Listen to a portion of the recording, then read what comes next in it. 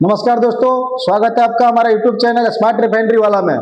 दोस्तों आज हम बात करेंगे पाइपिंग फोरमैन सुपरवाइजर के बारे में दोस्तों पाइपिंग सुपरवाइजर फोरमैन का रोल और रिस्पॉन्सिबिलिटी के बारे में।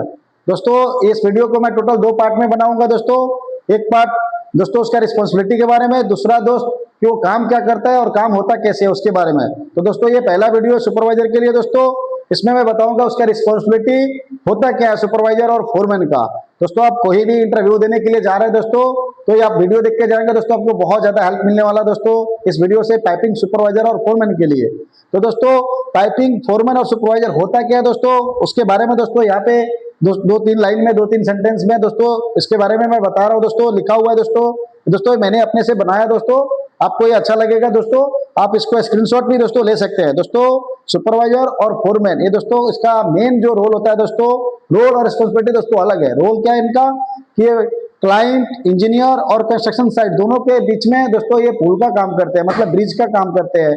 कि मतलब जैसे कंस्ट्रक्शन साइट पे काम क्या हो रहा है, वो क्लाइंट को और इंजीनियर को मतलब उनको साथ में कोऑर्डिनेट करना, ये सुपरवाइजर और फोरमैन का काम होता है दोस्तों।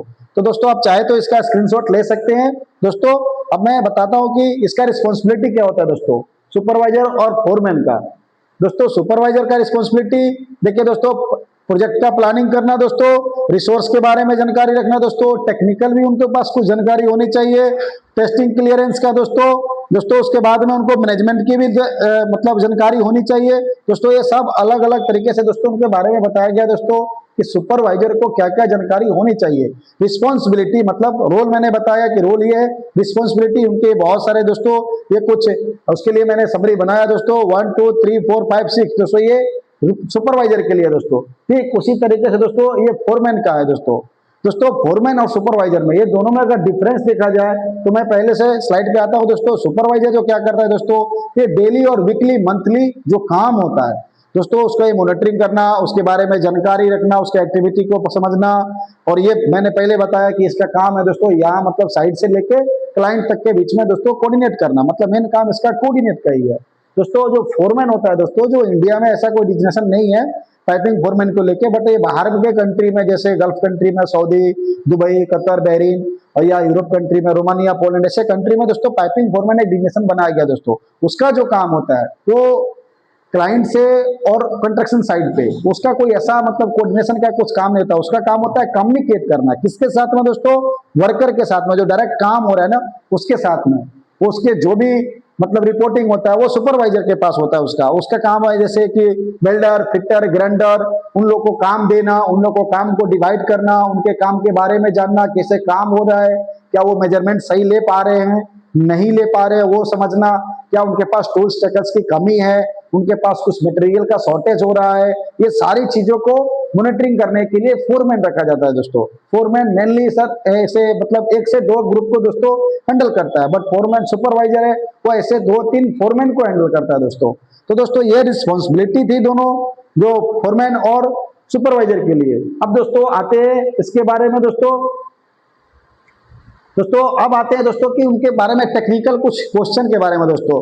टेक्निकल क्वेश्चन मतलब उनको जानकारी होना चाहिए इंटरव्यू देने के टाइम पे दोस्तों। तो सबसे पहले दोस्तों प्रिपरेशन फॉर एन इंटरव्यू दोस्तों, मान के चलो कि अगर आप इंटरव्यू देने के लिए जा रहे हैं तो सबसे पहले आपके पास होना क्या चाहिए, वो तो आपको रोल रिस्पॉन्सिबिलिटी मैंने समझा दिया। अभी दोस्तों इंट्रोडक्शन में हमेशा याद रखना, मैं अपने सभी स्टूडेंट को या मेरे सभी दर्शकों को मैं बताना चाहता हूँ या बताता हूँ हमेशा से कि आप कभी भी इंट्रोडक्शन दो ना तो आप पहले अपने बारे में दो, अपने फैमिली से हटा के बताना, अपने हॉबीज उसमें ऐड नहीं करना है, क्योंकि आप फ्रेशर नहीं है। अगर फ्रेशर है तो आप ऐड कर सकते हैं, बट आप फ्रेशर नहीं है तो अपने उसमें फ्रेशर नहीं है, आप एक्सपीरियंस आदमी है तो आप उसमें अपने हॉबीज को हटा देना है। दूसरी चीज अपने फैमिली से डिटेल्स जितना भी जुड़ी है उसको स्किप कर देना है दोस्तों। आपको बताना है सेल्फ के मतलब आपके खुद के बारे में, जैसे आपका नाम बताना है, उसके बाद में अपना क्वालिफिकेशन बता सकते हैं, फिर आप कौन से पोस्ट के लिए काम के लिए अप्लाई कर रहे हैं वो बताना है, फिर अपना उसके जुड़े हुए एक्सपीरियंस कि आप कितना साल से काम कर रहे हो। और दोस्तों इंट्रोडक्शन तब तक देना है जब तक क्लाइंट सामने से आपको रोक नहीं दे कि नहीं आप रुक जाइए, अब इसके बारे में आप बताइए। तो इंट्रोडक्शन आपका एक कम से कम 4-5 मिनट के लिए आप पहले से प्रिपेयर हो जाओ, तैयार हो जाओ, उसके लिए मैं अलग से वीडियो बनाऊंगा इंट्रोडक्शन के ऊपर दोस्तों। उसके बाद आता है कुछ आपसे टेक्निकल क्वेश्चन पूछा जाएगा सुपरवाइजर या फोरमैन से, ये दोनों कॉमन क्वेश्चन है दोस्तों। आइसोमेट्रिक ड्राइंग इसके लिए मैंने एक अलग से वीडियो बनाया कि उसको रीड कैसे करते हैं, देखते करते हैं। बट आप बिगिनर हैं या एक्सपीरियंस हैं तो आपको ये सारी चीजें आनी चाहिए।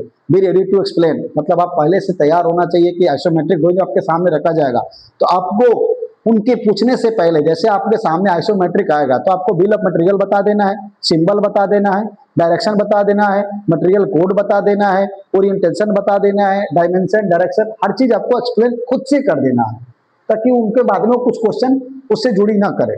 फिर आपको पीएनआईडी, दोस्तों पीएनआईडी आइसोमेट्रिक में डिफरेंस होता है दोस्तों, वो पूछ सकते हैं कि क्या डिफरेंस है। मैं आपको डिफरेंस दोस्तों मैं छोटा से एक आसान भाषा में बताता हूँ कि दोस्तों पीएनआईडी में और आइसोमेट्रिक में छोटा सा एक मैं आपको डिफरेंस बताता हूँ कि उसके बीच में डिफरेंस क्या है। दोस्तों आइसोमेट्रिक में बिल ऑफ मटेरियल फैब्रिकेशन करने के लिए, काम करने के लिए उसमें साइजेस हर चीज दिखाया जाता है। बट ये जो पीएनआईडी है दोस्तों इसमें ऑलरेडी दिखा हुआ है दोस्तों कि हाउ टू ट्रैक, दोस्तों ट्रैक लाइन मतलब ये अगर मेंटेनेंस चल रहा है या शटडाउन हो रहा है या टर्न अराउंड कर रहे हैं तो उस टाइम में पीएनआईडी आप लेके ट्रैक कर सकते हैं कि कौन से लाइन कहां से कौन से मतलब इक्विपमेंट से किसी इक्विपमेंट में जाके कनेक्ट हो रही है। इससे आपको पता चलेगा उसमें कौन से इक्विपमेंट लगे या भाल्व लगा हुआ है, सपोर्टिंग आइटम या इंस्ट्रूमेंट आइटम, ये आपको पता चलेगा किसमें, आइसोमेट्रिक ड्राइंग में नहीं दोस्तों पीएनआईडी में पता चलेगा। आइसोमेट्रिक में आपको फैब्रिकेट कैसे करना है, उसका डायमेंशन क्या रखना है, किधर उसको घुमाना है, मतलब उसका ओरिएंटेशन क्या रखना, ऑफसेट कितना दूरी है, उसका कोऑर्डिनेट क्या है, ये सारा चीजें किसमें रहेगा, आइसोमेट्रिक में रहेगा। पीएनआईडी में आपको ट्रैकिंग करने के लिए या इंस्ट्रूमेंट देखने के लिए, इक्विपमेंट देखने के लिए या ट्रैक करने के लिए दोस्तों। उसके बाद में आएगा दोस्तों कोड, दोस्तों इंडस्ट्रियल कोड, दोस्तों ये सेमी कोड जो हम लोग जितना भी काम करते हैं दोस्तों, दो एसएमई का जो उसमें B31.3 और 31.1 में काम करते हैं। 31.3 दोस्तों प्रोसेस पाइपिंग के लिए, इसके लिए मैं एक अलग से वीडियो बनाऊंगा, आपको ऐसा चाहिए तो आप कमेंट सेक्शन में मेंशन कर देना दोस्तों। उसके बाद ये समय B31.1 दोस्तों ये पावर पाइपिंग के लिए, दोस्तों प्रोसेस पाइपिंग जैसे उसमें हम लोग कोई भी काम कर रहे हैं, प्रोसेस में कंटिन्यू चल रहा है, जैसे आप कोई मतलब एसआरयू यूनिट पकड़ लो या आप सीडीओ वीडियो यूनिट पकड़ लो दोस्तों, उसमें जितना भी प्रोसेस का काम हो रहा है वो प्रोसेस लाइन है दोस्तों।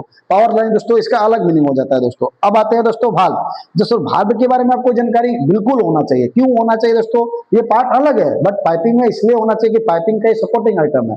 जैसे कहीं भी फ्लांचेस या कहीं भी इंड कनेक्शन या कहीं भी आपको प्रोसेस को बंद करना है, फ्लो को बंद करना है, चालू करना है, तो वहां पे हम लोग भाल्व को यूज करते हैं दोस्तों। तो भाल्व के बारे में आपको जानकारी होना चाहिए, उसके लिए भी आइसोमेट्रिक में सिंबल होता है, उसके लिए भी आपको सिंबल जानकारी होना चाहिए, गेट वाल्व का, ग्लो वाल्व का, बल वाल्व का। दोस्तों अगर आपको भाल्व का पूरा सिंबल चाहिए, कितने तरीके का इंडस्ट्री में भाल्व यूज होता है, उसके लिए हमको आप कमेंट सेक्शन में बताएंगे, मैं उसके लिए अलग से चार्ट आपको मैं बना के अलग से एक शॉर्ट वीडियो बनाऊंगा उसके ऊपर। तो दोस्तों इसके आगे बढ़ते हैं दोस्तों कि इंटरव्यू के दौरान में दोस्तों ये टेक्निकल क्वेश्चन थी। अभी टेक्निकल से बाद में दोस्तों आता है टेस्टिंग क्यूए क्यूसी क्वेश्चन। दोस्तों उसमें अगला क्वेश्चन जो उनका होगा किससे होगा, हाइड्रो टेस्ट से और न्यूमेटिक टेस्ट से। दोस्तों जितना भी हम लोग पाइपिंग में काम करते हैं दोस्तों, उसको हम लोग दो तरीके से टेस्ट करते हैं, उसकी डेंसिटी टेस्ट करते हैं, उसका लीकेज टेस्ट करते हैं। पाइप का मतलब हाइड्रो टेस्ट का मतलब है पाइप का लीकेज टेस्ट करना, पाइप तो बन के कहीं से आया, हम तो ज्वाइंट कर रहे हैं, ज्वाइंट को हम लोग रेडियोग्राफी कर सकते हैं, पाइप को तो रेडियोग्राफी नहीं कर पाएंगे, उसके लिए हम लोग क्या करते हैं, हाइड्रो टेस्टिंग और न्यूमेटिक टेस्ट करते हैं। तो ये दो टेस्ट करने के लिए हमको उसके बारे में बहुत सारा डॉक्यूमेंट्स, बहुत सारा टूल्स, टेकर्स की जानकारी होनी चाहिए, उसमें क्या क्या इंस्ट्रूमेंट लगता है उसके लिए भी आपको जानकारी होना चाहिए। इसके लिए भी दोस्तों ये मैं बोला पाइपिंग एक बहुत बड़ी सब्जेक्ट है, इसमें अलग अलग पार्ट है दोस्तों।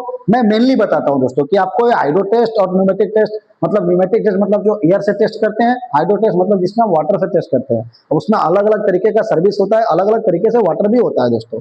अब आते हैं दोस्तों फ्लांज अलाइनमेंट। दोस्तों फ्लांज अलाइनमेंट एक बहुत क्रिटिकल पार्ट हो गया, क्योंकि प्लांट में जितने भी अभी के डेट में इंसिडेंट हो रहा है वो फ्लांज किसके वजह से हो रहा है, फ्लांज अलाइनमेंट सही से नहीं हो रहा उसके वजह से। तो दोस्तों फ्लांज अलाइनमेंट करने के लिए आपको तरीका बताना है दोस्तों। छोटा सा मैं आपको एग्जांपल बताता हूँ कि दो फ्लांज को अगर आपस में आप उसको टाइटिंग कर रहे हैं तो उसके बीच में जो गैस्किट होता है दोस्तों, वो गैस्किट को अच्छे से टाइट करने के लिए आपको हमेशा दोस्तों ऐसे मतलब सर्कल वाइज में नहीं करना है, उसको क्रॉस डिवीजन में करना है, क्रॉस डिवीजन में टाइट। अगर ये बोल्ट आपने टाइट किया तो ठीक इसके अपोजिट में करना है, फिर इसके बाद में इस साइड में करना है तो फिर यहाँ पे करना है दोस्तों, ऐसे अपोजिट में मतलब क्रॉस डिवीजन में उसको जाके आपको टाइटिंग करना है। दूसरी चीज है उसको टाइटिंग करने के बाद अभी टर्किंग का वैल्यू आ गया दोस्तों, तो टर्किंग करना आपको, टर्किंग करने के बाद में उसको टर्किंग का टैग लगाना है दोस्तों, ताकि आपको उसमें कोई लीकेज ना हो। उसके बाद में दोस्तों आता है वेल्डिंग डिफेक्ट। दोस्तों वेल्डिंग डिफेक्ट में दोस्तों बहुत तरह का वेल्डिंग डिफेक्ट होता है। जैसे आप वेल्डिंग कर रहे हैं तो वेल्डिंग डिफेक्ट में क्या आ जाएगा, लेक ऑफ फ्यूजन आ सकता है दोस्तों, अंडर कट आ सकता है, पोरोसिटी आ सकता है दोस्तों। तो ये सभी डिफेक्ट आपको पता होना चाहिए दोस्तों। ये टेक्निकल क्वेश्चन है, आपको कैसे आइडेंटिफाई करना है, स्पटर आ गया तो क्या करना है दोस्तों। अगर एसएस का काम कर रहा है तो उसमें ऑक्साइड आ जाता है दोस्तों, जैसे ऑक्साइड मैं आपको बताऊंगा, ये सब अलग अलग तरीके का मतलब उसकी मतलब ये डिफेक्ट है वो आपको आइडेंटिफाई करना आना चाहिए। उसके बाद में लाइन चेकिंग दोस्तों, लाइन चेकिंग आप कैसे कर रहे हैं दोस्तों, उसके बारे में जैसे ड्राइंग में आप कैसे करते हैं लाइन चेकिंग, मतलब पंच पॉइंट, जैसे ये सारा काम होने के बाद में अगर आप साइट पे काम करने जाएंगे, मैं आपको दूसरे पार्ट में बताऊंगा कि ये सब काम कहाँ आता है। ये सब टेक्निकल क्वेश्चन है दोस्तों। टेक्निकल के बाद में टेस्टिंग क्वेश्चन हो गया। अब आते हैं दोस्तों सेफ्टी के ऊपर में। दोस्तों सेफ्टी से भी रिलेटेड आपसे क्वेश्चन पूछा जा सकता है। सेफ्टी का क्वेश्चन दोस्तों, जैसे परमिट टू वर्क पीटीडब्ल्यू, दोस्तों ये इंडिया में भी है, बाहर में भी है दोस्तों। और बाहर में इसके लिए पीटीडब्ल्यू से क्वेश्चन आपसे पूछना कंपलसरी हो जाता है, क्योंकि फोरमैन सुपरवाइजर अगर परमिट रिसीवर नहीं है तो उनके अगेंस्ट में ये जाके परमिट ले सकते हैं, परमिट इश्यू कर सकते हैं, ऑथराइज इनको मिलती है दोस्तों। तो ये आपको एक्सप्लेन करने आना चाहिए कि आप कौन सा काम कर रहे हैं, उस काम में क्या खतरा है, उस काम के में जो भी आपको प्रॉब्लम आ रही है दोस्तों, इससे जुड़ी आपको पीटीडब्ल्यू के साथ में आपको जीएसए मिलेगा दोस्तों, हिट्रा मिलता है दोस्तों, बहुत सारे तरीके का अलग अलग इसमें आपको मतलब डॉक्यूमेंट्स मिलते हैं जो साथ में आपको रखने पड़ते हैं, उसको आपको पूरा करना होता है। उसमें से एक आता है दोस्तों टीबीटी। टीबीटी का मतलब होता है दोस्तों टूल बॉक्स टॉक। काम करने से पहले छोटा सा एक मीटिंग, शॉर्ट मीटिंग करता है दोस्तों सुपरवाइजर और फोरमैन। उसमें आप सभी वर्कर का नाम मेंशन करना है, उसका डिजिग्नेशन मेंशन करना है, और जो परमिट में काम करने जाना वो परमिट नंबर उस टीबीटी के फॉर्म पे आपको ट्रांसफर करना है, फिर आपको काम शुरू करना है दोस्तों। इसमें उसके बाद आपका दोस्तों पीपीई। दोस्तों पीपीई के ऊपर मैंने अलग से एक वीडियो बनाया है कि पीपीई क्यों जरूरी है, क्यों पहनते हैं सभी के लिए। तो दोस्तों पीपीई के बारे में भी आपको बताना है, लेकिन यहाँ पे स्पेसिफिक पीपीई भी डाला हुआ है दोस्तों आप लिख करके, क्योंकि जब आप काम करेंगे तो वो काम करने के दौरान में बहुत सारे तरीके का अलग अलग पीपीई यूज होता है दोस्तों। जैसे आप वर्क एट हाइट पे काम करने जा रहे हैं तो वहां पे आपको फुल बॉडी आना चाहिए। सेफ्टी बेल्ट दोस्त अभी नहीं बोलना है, सेफ्टी बेल्ट खत्म हो गया, सेफ्टी बेल्ट यूज ही नहीं करना है। अब यूज क्या करना है, full body harness. Full body harness के आपको हमेशा यूज करना है, उसके बारे में आपको अच्छे से एक्सप्लेन करना है कि फुल बॉडी हार्नेस में चेकिंग कैसे करते हैं, क्या क्या उसमें आपको चेक करना है।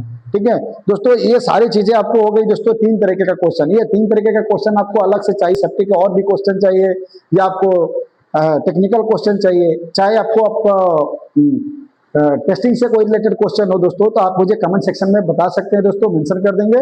मैं आपको कोशिश करूंगा कि आपको ये बहुत सारे तरीके से मैं अलग अलग वैरायटी से समझाऊं दोस्तों। अभी नेक्स्ट वीडियो में बनाऊंगा दूसरा की रिस्पॉन्सिबिलिटी, जो काम होता है प्लांट में डूइंग वर्क, फैब्रिकेशन कैसे करते हैं, इरेक्शन कैसे करते हैं, आपको दूसरे वीडियो में मिलेगा दोस्तों। चलिए दोस्तों, फिर मिलते हैं आपसे नेक्स्ट वीडियो में। Thank you.